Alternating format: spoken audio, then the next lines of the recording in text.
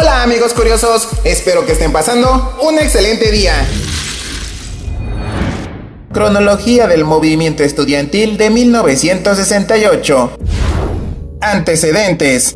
En 1964 inició el sexenio de Gustavo Díaz Ordaz como presidente de México. Durante su gobierno, la economía del país mejoró bastante, el peso se mantuvo estable sin devaluarse frente al dólar y uno de los mayores logros fue mantener en niveles bajos los precios de la mayoría de productos y servicios, por lo que no existían dificultades económicas. Incluso el salario de los obreros había aumentado. Por otra parte, no existía deuda pendiente, los intereses de los bancos se mantenían estables y en general se percibía un ambiente de progreso y estabilidad económica. Sin embargo, todo esto tenía un precio muy alto, la libertad, ya que desde el inicio de su gestión, Gustavo Díaz Ordaz hizo saber que el suyo sería un gobierno fuerte, autoritario y represivo. Los miembros de su gabinete tenían que obedecer sus órdenes como si fueran mandatos divinos y todas sus propuestas eran aceptadas sin cuestionamientos. En 1964 tuvo su primer conflicto cuando el 26 de noviembre varios médicos del Hospital 20 de Noviembre comenzaron una huelga exigiendo, entre otras cosas, mejores salarios.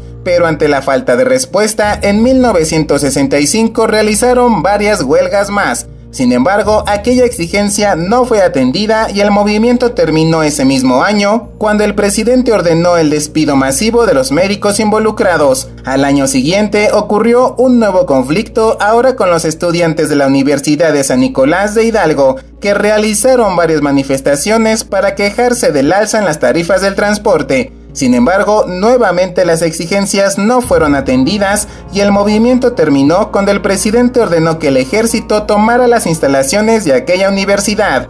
Pero sin duda, el acontecimiento que marcó tanto el gobierno de Gustavo Díaz Ordaz como la historia de México fue la represión del movimiento estudiantil del 68, que terminó con la matanza de estudiantes, padres de familia, obreros, vecinos e incluso niños el 2 de octubre de 1968 en Tlatelolco.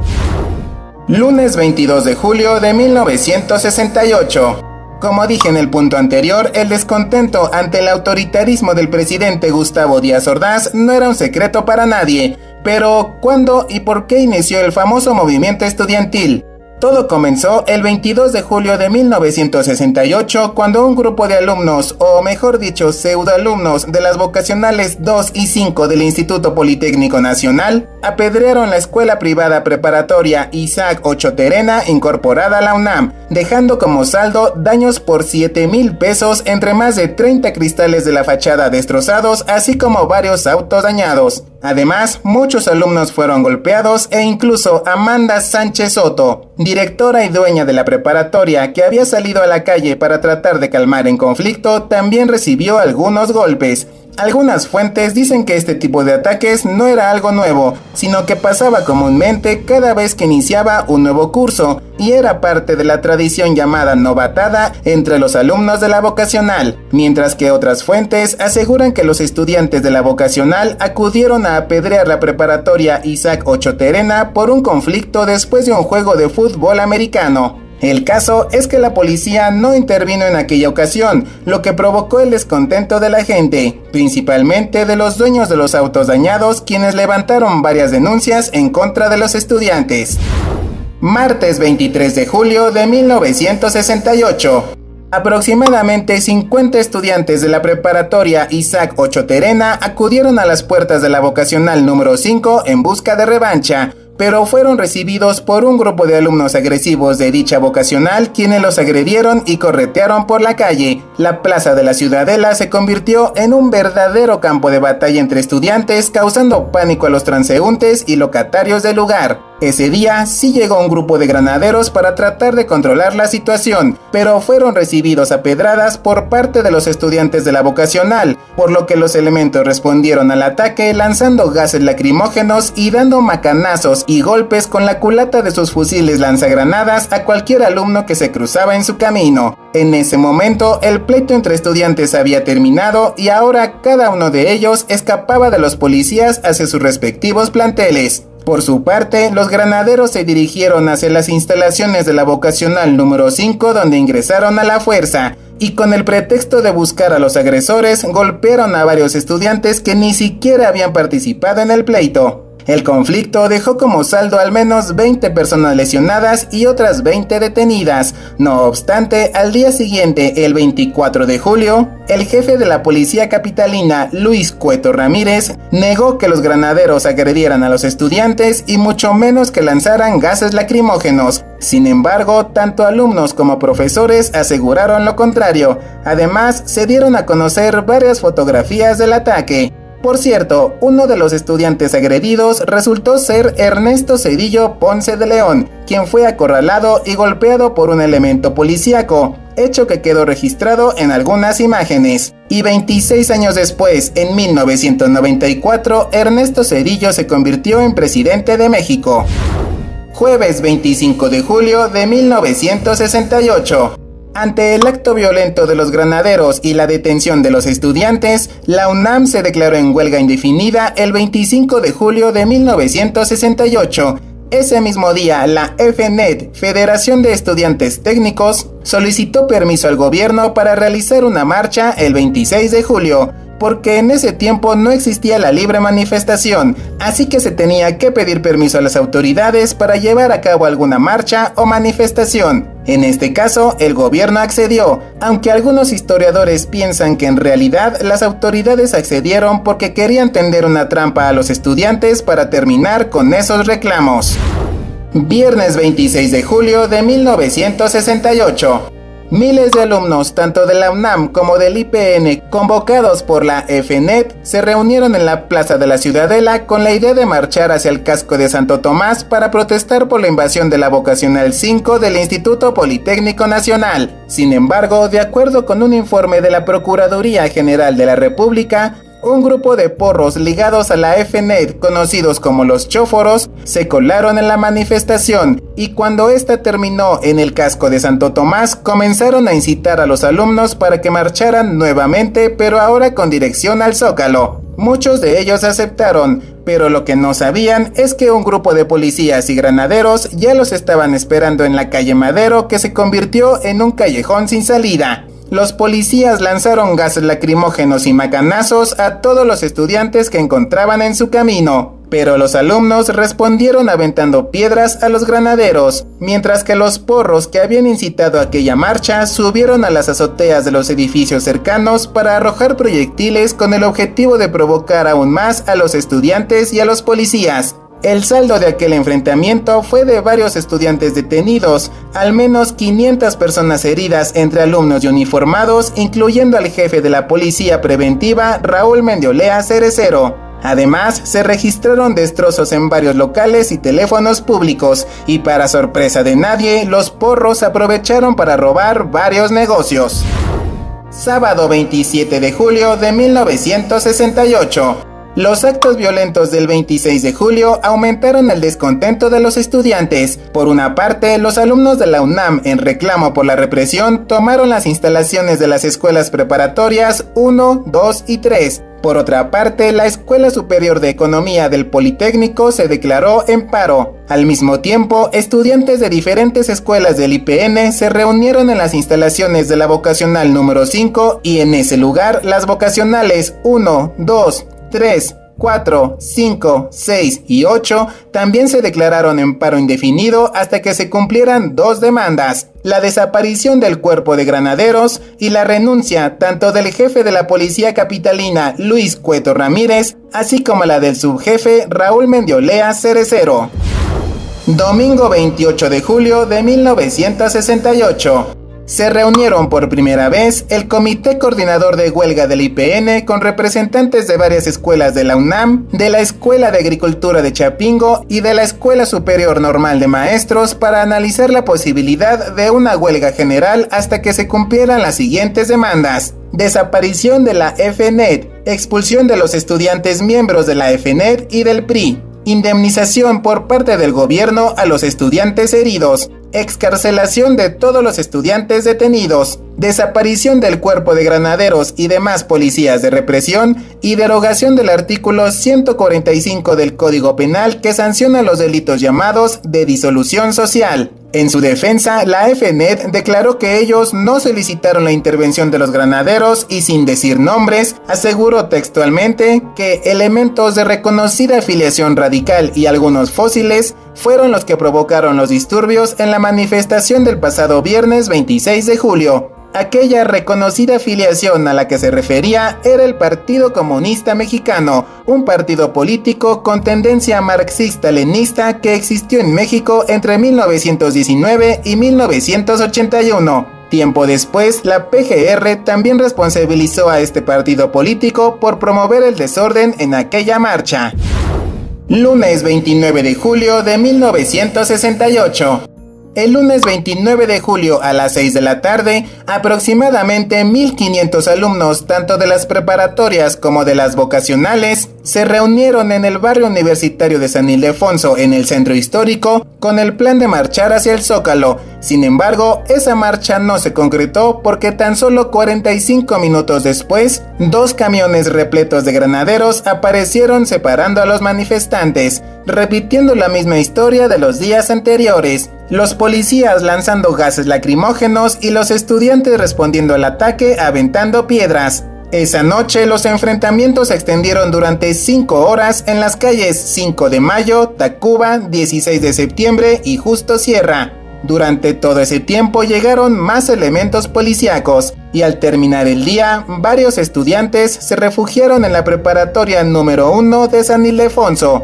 Para esas horas, aproximadamente 10.000 policías habían sido desplegados no solo en el centro, sino también en la plaza de la Ciudadela. Igualmente, en los alrededores de la preparatoria 5 en Villacuapa, en la preparatoria 7 en La Viga y en la vocacional 7 en Tlatelolco. Finalmente, se podría decir que los policías perdieron esa batalla, pues se negaron a avanzar ya que eran insuficientes ante los jóvenes protestantes. Martes 30 de julio de 1968. Ante la insuficiencia de los policías para hacer frente a los estudiantes, el gobierno tomó una decisión más radical. El secretario de Gobernación, Luis Echeverría Álvarez, con la autorización del presidente Gustavo Díaz Ordaz, solicitó por primera vez la intervención del ejército. De esta manera, a las 12:30 de la madrugada del martes 30 de julio de 1968, el secretario de Defensa Nacional, Marcelino García Barragán, dio la orden para que varios camiones de transporte de tropas, vehículos Power, tanques ligeros y jeeps equipados con bazucas y cañones salieran del campo militar número 1 hacia varios puntos de la ciudad, y aproximadamente a las 12:45, las tropas al mando del general José Hernández Toledo llegaron al centro histórico, desplegándose en varias calles, así como al frente de la preparatoria número 1 de San Ildefonso. Mientras tanto, en el interior los jóvenes habían colocado algunos muebles en el portón la noche anterior por temor a que los granaderos intentaran ingresar, pero ante la llegada de los militares, varios estudiantes se reunieron en la entrada para evitar el acceso de los soldados pensando que solo empujarían la puerta. Pero en el exterior los planes eran otros. Los jefes militares lanzaron un ultimátum para que los estudiantes abandonaran el edificio, pero ante la falta de respuesta, un joven soldado se acercó cargando una bazuca, se colocó frente al portón y de un tiro la derribó. Inmediatamente los militares ingresaron al edificio para detener a golpes y patadas a los estudiantes, mientras que varios jóvenes habían resultado heridos por el bazucazo.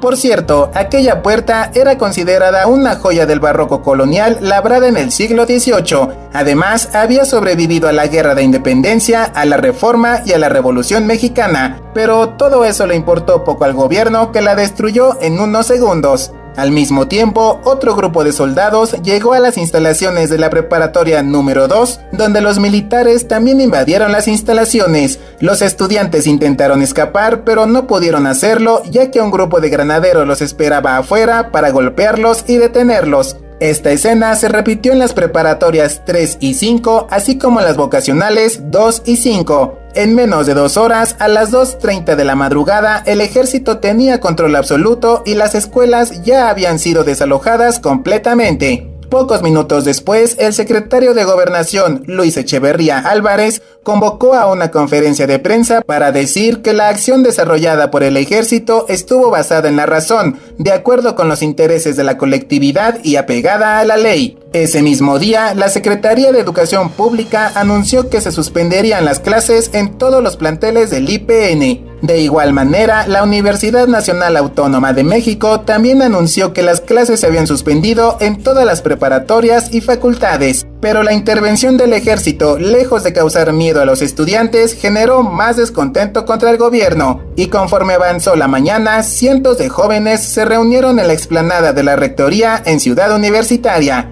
Todos los presentes se emocionaron cuando apareció el rector de la UNAM, el ingeniero Javier Barro Sierra, quien cerca del mediodía izó la bandera a media asta en señal de luto y leyó un breve discurso en el que condenó públicamente los hechos violentos, se pronunció a favor de la autonomía universitaria y dio legitimidad a las exigencias de los estudiantes. Ese día nació el famoso lema Movimiento Estudiantil. Miércoles 31 de julio de 1968. Se realizó un nuevo mitin en la explanada de Ciudad Universitaria convocado por las autoridades de la UNAM, y ante la presencia de cientos de estudiantes, el rector Javier Barro Sierra anunció que él mismo encabezaría una manifestación el 1 de agosto, partiendo de Ciudad Universitaria hacia el Zócalo, en la que se demandaría, entre otras cosas, el respeto absoluto a la autonomía universitaria. Para estas alturas, todos los planteles del IPN y de la UNAM ya habían suspendido clases. Jueves 1 de agosto de 1968. Después que el rector de la UNAM anunciara que él mismo encabezaría una manifestación, varios funcionarios del gobierno intentaron impedir su participación. Incluso el mismo secretario de Gobernación se comunicó con él para persuadirlo. Sin embargo, Luis González de Alba, uno de los hombres más cercanos al rector, comunicó que el ingeniero Javier Barro Sierra asistiría con mucho gusto. El plan original era partir a las 4:30 de la tarde desde la explanada de Ciudad Universitaria sobre Avenida Insurgentes con dirección al Zócalo. Sin embargo, un grupo de soldados a bordo de tanques con ametralladoras giratorias y otros vehículos militares, así como decenas de patrullas cargadas con cientos de granaderos, los estaban esperando sobre la Avenida Insurgentes a la altura del Parque Hundido y la Ciudad de los Deportes, donde actualmente se encuentra la Plaza México, listos para reprimir la manifestación. Después del bazucazo en la puerta de San Ildefonso, el gobierno había dejado claro que no le importaba derramar sangre. Por esta razón, la ruta de la manifestación se modificó, partiendo de Ciudad Universitaria sobre Avenida Insurgentes, pero girando hacia la derecha en Félix Cuevas para llegar a la Avenida Coyoacán y regresar nuevamente a Ciudad Universitaria. Tal como lo había anunciado un día antes, el rector Javier Barro Sierra encabezó la marcha acompañado por profesores, funcionarios de la Universidad Nacional Autónoma de México y miles de jóvenes. Se calcula que acudieron cerca de 100,000 estudiantes entre alumnos de la UNAM, del IPN, de la Universidad Autónoma de Chapingo y de la Normal Superior de Maestros. Ese mismo día, en Guadalajara, el presidente Gustavo Díaz Ordaz hizo alusión a los deplorables acontecimientos de los últimos días que habían lastimado la tranquilidad de la capital, aunque por supuesto no se refería a los ataques represivos de las autoridades, sino a las protestas contra el gobierno. Viernes 2 de agosto de 1968. Representantes de la UNAM, del IPN, del Colegio México, de la Escuela Nacional de Agricultura de Chapingo, de la Normal Superior de Maestros, de la Universidad Iberoamericana, de la Universidad La Salle y de otros centros educativos del interior de la República, crearon el Consejo Nacional de Huelga, y una de sus primeras tareas fue dar a conocer un pliego petitorio con 6 puntos que básicamente eran los mismos presentados el pasado 28 de julio. Lunes 5 de agosto de 1968. El lunes 5 de agosto se reunieron cerca de 100,000 jóvenes entre alumnos de la UNAM, del IPN y de la Universidad Autónoma de Chapingo para realizar una nueva manifestación desde Zacatenco hasta el casco de Santo Tomás. En esa ocasión no hubo presencia ni policíaca ni militar, y al finalizar la marcha, los protestantes advirtieron al gobierno que si en un plazo de 72 horas no se cumplían sus demandas, el movimiento estudiantil estallaría en una huelga nacional. Jueves 8 de agosto de 1968. El plazo para el cumplimiento del pliego petitorio había terminado, así que ante la falta de respuesta, el Consejo Nacional de Huelga anunció que el próximo martes 13 de agosto realizarían una nueva marcha con o sin permiso del gobierno del Distrito Federal. Por otra parte, ese día la Universidad del Valle de México, la Escuela Nacional de Antropología e Historia, la Escuela de Periodismo Carlos Septién García, la Escuela Nacional de Artes Plásticas San Carlos, las universidades de Tabasco, de Baja California, de Sinaloa y el Tecnológico de Veracruz se unieron al movimiento estudiantil y anunciaron que próximamente organizarían una gran manifestación. Martes 13 de agosto de 1968. Tal como lo había anunciado el Consejo Nacional de Huelga, el martes 13 de agosto de 1968 se realizó una nueva marcha con aproximadamente 150,000 personas, en la que participaron miles de estudiantes, pero en esta ocasión, por primera vez, se sumaron cientos de personas entre obreros, padres de familia y público en general que apoyaban a los estudiantes. Aquel día no se registraron incidentes, ya que no hubo intervención policíaca ni militar. Jueves 22 de agosto de 1968. El Consejo Nacional de Huelga convocó a una nueva manifestación el próximo 27 de agosto con dirección al Zócalo. Viernes 23 de agosto de 1968.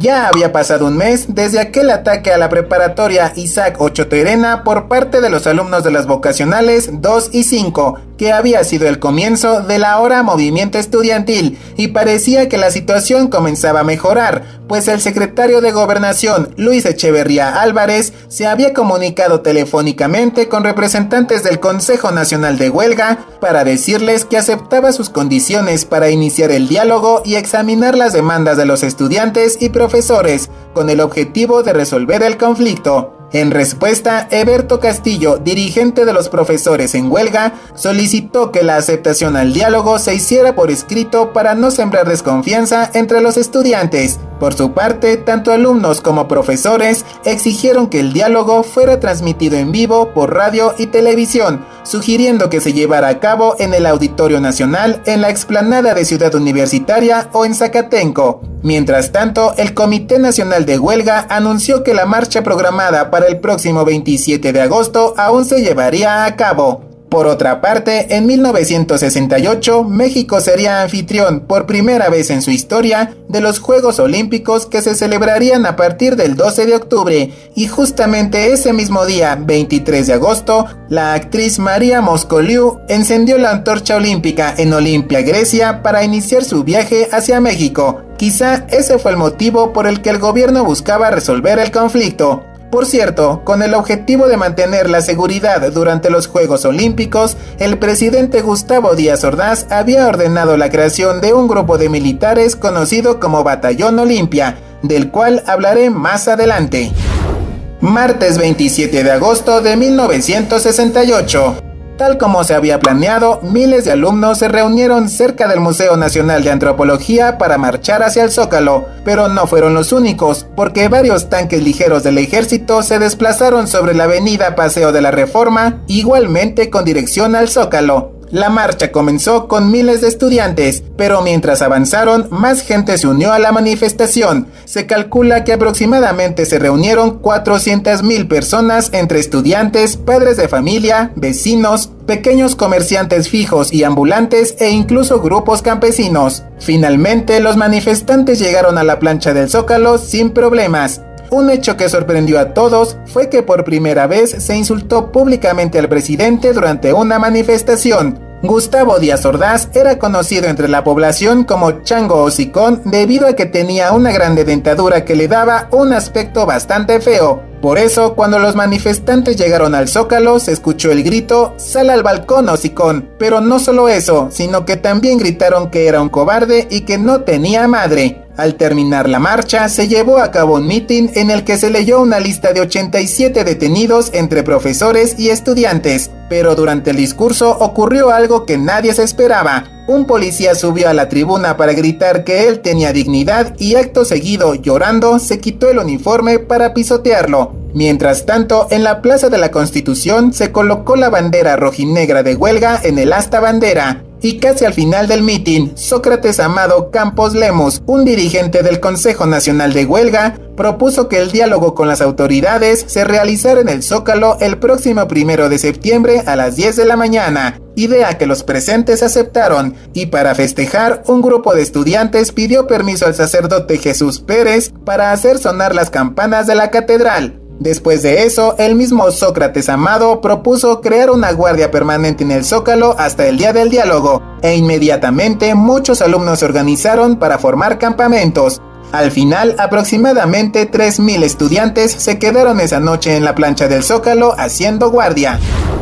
Miércoles 28 de agosto de 1968.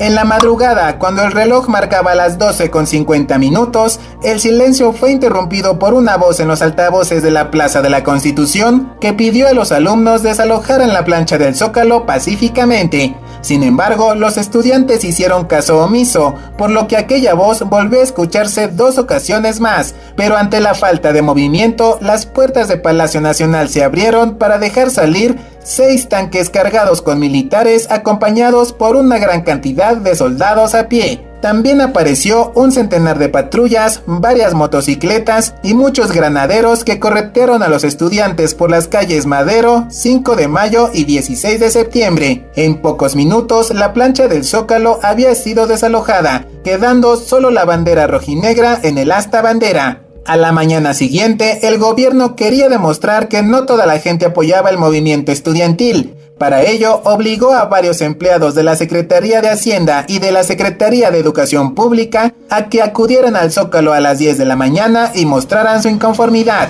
Sin embargo, las cosas no salieron como las planearon, pues los empleados del gobierno comenzaron a gritar: «¡Somos borregos! ¡No vamos! ¡Nos llevan!». Después de eso, representantes del gobierno realizaron un mitin censurando el movimiento estudiantil, pero durante el discurso, varios estudiantes y representantes del Consejo Nacional de Huelga se habían colado entre los presentes, logrando subir al estrado, convirtiendo lo que inicialmente comenzó como un discurso contra el movimiento estudiantil en un mitin de protesta contra el presidente. Pero el gobierno no se quedó con los brazos cruzados, porque así como había sucedido en la madrugada de ese mismo día, nuevamente se abrieron las puertas de Palacio Nacional, dejando salir varios tanques, así como una gran cantidad de soldados y policías que comenzaron a corretear a todos los presentes. Pero en esta ocasión las cosas subieron aún más de nivel, porque en los edificios cercanos aparecieron francotiradores que dispararon a la gente, incluso a los mismos empleados que el gobierno había llevado.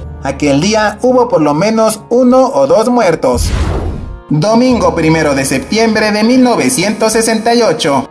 El 1 de septiembre, Gustavo Díaz Ordaz rindió su cuarto informe de gobierno, donde aprovechó para mencionar varios momentos del movimiento estudiantil. También dijo: «No quisiéramos tomar medidas que no deseamos, pero que tomaremos si es necesario. Lo que sea nuestro deber, lo haremos. Hasta donde estemos obligados a llegar, llegaremos». Aprovechó para lanzar amenazas. «Podemos permitir ya que se siga quebrantando irremisiblemente el orden jurídico, como a los ojos de todo mundo ha venido sucediendo». Y pronunció su famosa frase: «Hemos sido tolerantes hasta excesos criticados, pero todo tiene un límite».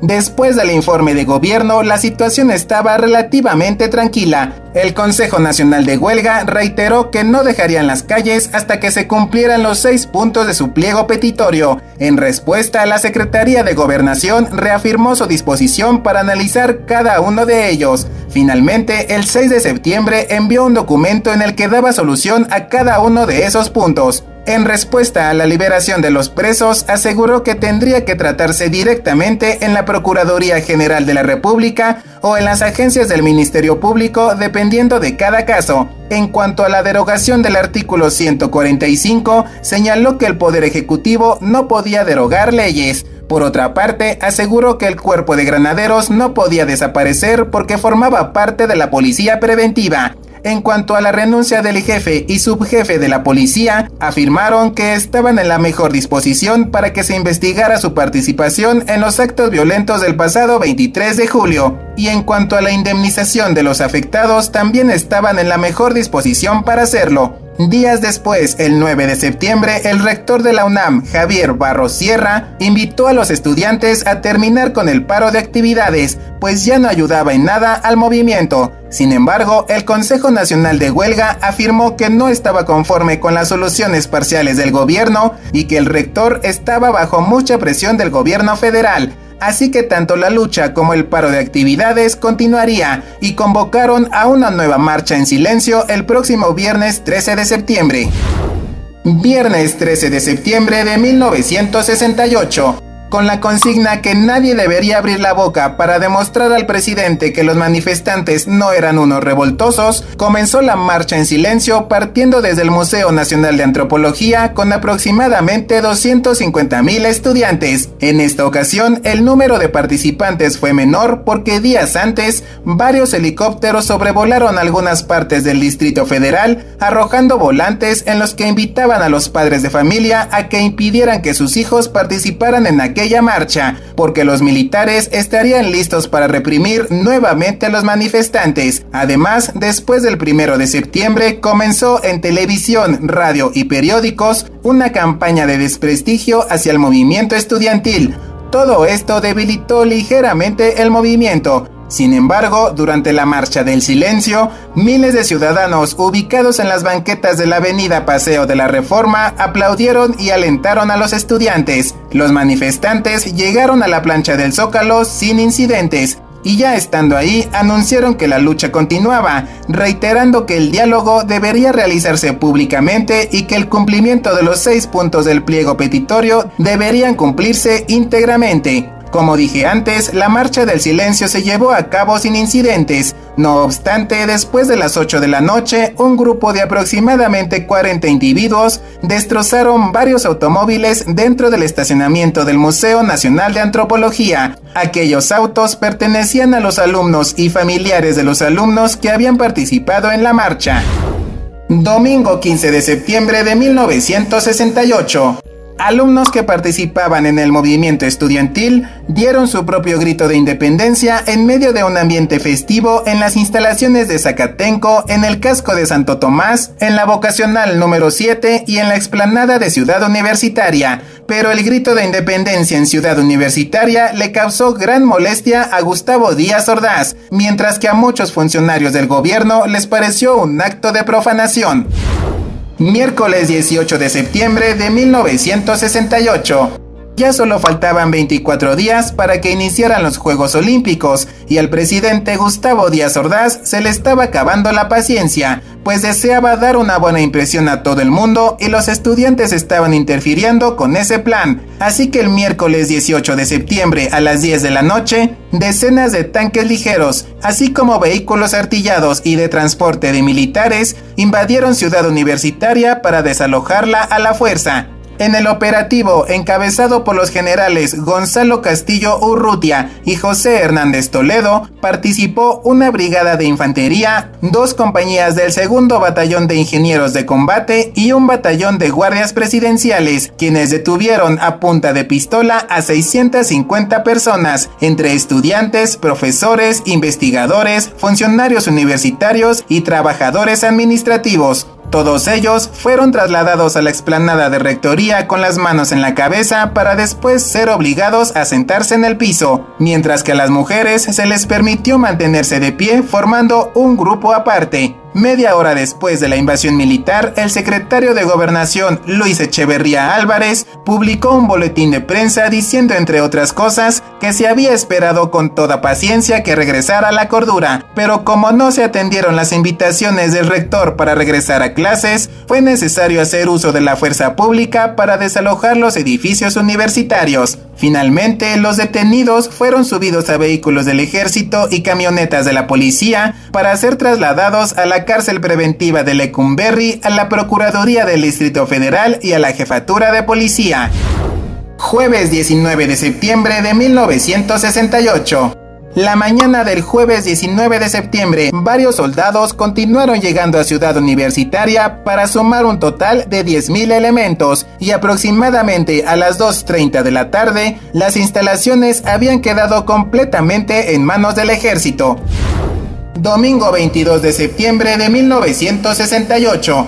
Antes de las 2 de la madrugada, soldados del 43 Batallón de Infantería, junto con 9 unidades blindadas del ejército y varios granaderos, llegaron a Tlatelolco para invadir también la vocacional número 7. Y aunque los estudiantes hicieron frente a los militares durante 6 horas, al final perdieron la batalla, dejando como saldo una gran cantidad de detenidos, muchos de ellos golpeados y otros tantos intoxicados con gas lacrimógeno. Lunes 23 y martes 24 de septiembre de 1968. La noche del lunes 23 de septiembre, 600 soldados junto con 15 autos blindados llegaron a los alrededores del casco de Santo Tomás, donde se encontraban las instalaciones principales del Instituto Politécnico Nacional. Los militares comenzaron una batalla campal disparando con ametralladoras contra los estudiantes que se encontraban dentro de los edificios. Al final, después de 12 horas de enfrentamientos, en la madrugada del martes 24 de septiembre, militares y elementos de la policía judicial ingresaron a las escuelas deteniendo entre golpes y patadas a cientos de estudiantes. Al mismo tiempo, después de un breve enfrentamiento, la vocacional número 7 también fue tomada por militares. Esa misma noche y madrugada, 59 patrullas de la policía preventiva, junto con 13 tanques ligeros y 30 vehículos de transporte militar, trasladaron a cerca de 1000 soldados a Zacatenco, donde no se registraron enfrentamientos, pero sí violencia, pues la escuela fue desalojada golpeando a los estudiantes. De esta manera, prácticamente todas las instalaciones que ocupaban los integrantes del movimiento estudiantil estaban en manos del ejército. A partir de este momento, las reuniones del Consejo Nacional de Huelga se realizaron en la Plaza de las Tres Culturas en Tlatelolco. Lunes 30 de septiembre de 1968. El ejército abandonó las instalaciones de Ciudad Universitaria a las 12:30 horas, cuando el general José Hernández Toledo, por orden del secretario de Defensa Nacional Marcelino García Barragán, hizo entrega de los terrenos, edificios e instalaciones a los representantes de la UNAM. En menos de una hora, los 10,000 soldados, tanques ligeros y todos los vehículos militares habían abandonado el campus. Este acontecimiento hizo pensar al Comité Nacional de Huelga que las cosas estaban en calma y que pronto el gobierno accedería al diálogo. Por lo mismo, anunciaron que realizarían un mitin y una nueva manifestación para demandar la salida del ejército, también de las escuelas del Instituto Politécnico Nacional. Aquel mitin estaba programado para el próximo miércoles 2 de octubre en la Plaza de las Tres Culturas en Tlatelolco. Miércoles 2 de octubre de 1968. La convocatoria al mitin había sido un éxito y a partir de las 4 de la tarde la Plaza de las Tres Culturas en Tlatelolco se abarrotó de gente que inocentemente acudió para apoyar el movimiento. Llegaron estudiantes, obreros y vecinos, quienes acudieron con amigos e incluso muchos de ellos llevaron a sus hijos pequeños, por lo que no era extraño ver a niños jugando antes y durante el mitin. Sin embargo, al mismo tiempo apareció un grupo de hombres vestidos de civil pero con un guante blanco en la mano izquierda, que lograron colarse entre la gente y poco a poco, sigilosamente, llegaron al edificio Chihuahua, donde se encontraban en el tercer piso, desde donde se daría el discurso, varios líderes del Comité Nacional de Huelga junto con varios periodistas. Más adelante se supo que aquellos hombres de guante blanco pertenecían al grupo especial de militares conocido como el Batallón Olimpia. Mientras esto pasaba en la Plaza de las Tres Culturas y dentro del edificio Chihuahua, aproximadamente a las 4:30 de la tarde, una gran cantidad de tanques ligeros, unidades de asalto, jeeps y camiones de transporte de soldados también llegaron a Tlatelolco rodeando los edificios cercanos a la plaza. Rápidamente los estudiantes comenzaron a gritar: "Compañeros, el ejército se está moviendo". Pero como en esta ocasión los militares no intervinieron y solo se mantuvieron en los alrededores, los líderes del movimiento no les prestaron tanta atención y comenzaron con el mitin.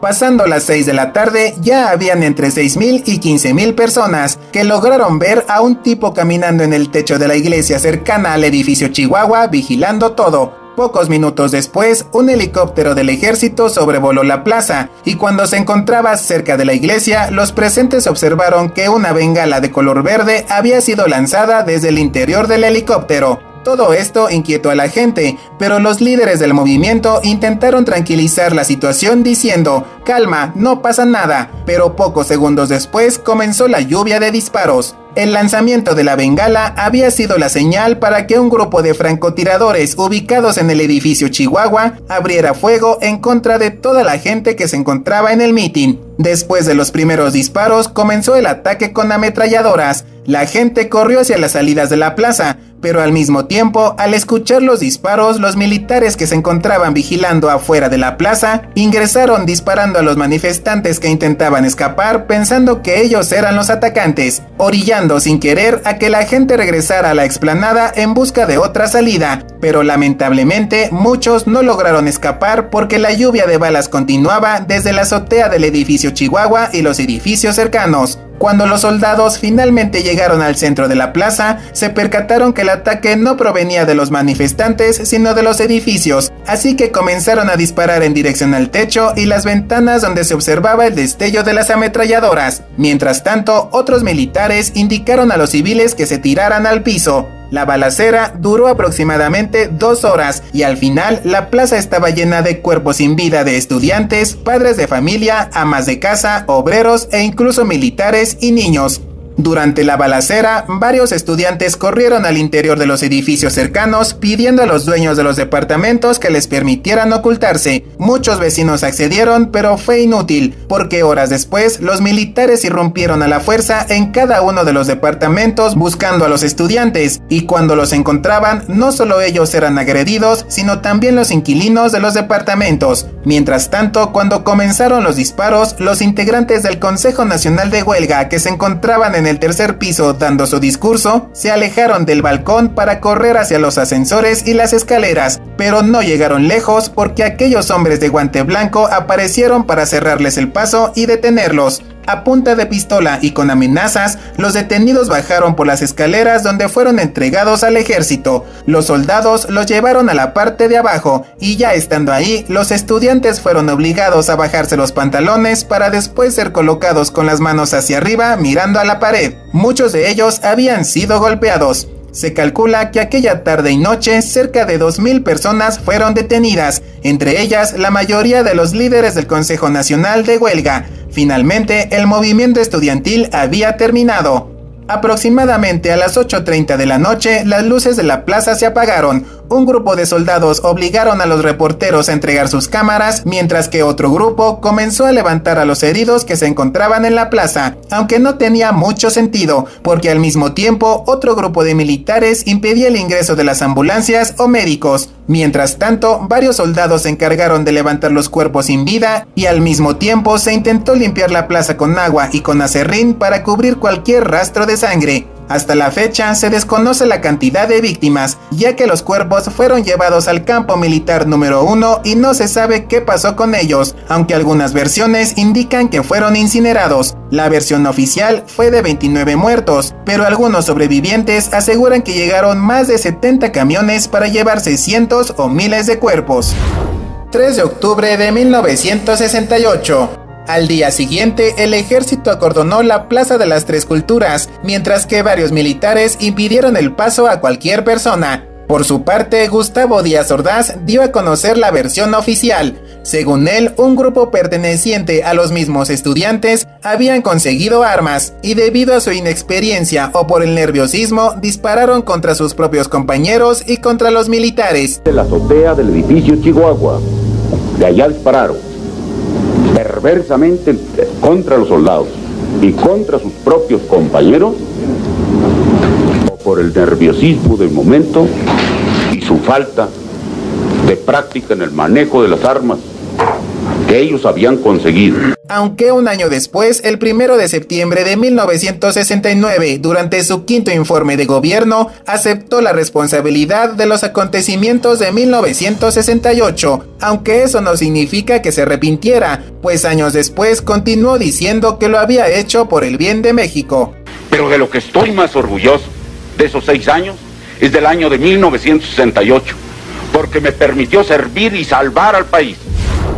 Detenidos. Las personas detenidas la noche del 2 de octubre fueron llevadas a distintos centros de detención donde los mantuvieron incomunicados durante varios días, sometiéndolos a interrogatorios que duraban más de 15 horas. Varios detenidos fueron golpeados y otros tantos torturados psicológicamente, obligándolos a mirar cómo golpeaban a los demás, mientras que otras personas eran amenazadas diciéndoles que si no declaraban todo lo que sabían, serían asesinadas ahí mismo. Al terminar los interrogatorios, la mayoría de los detenidos no fueron liberados, sino encarcelados, algunos hasta por 3 años en el Palacio Negro de Lecumberri.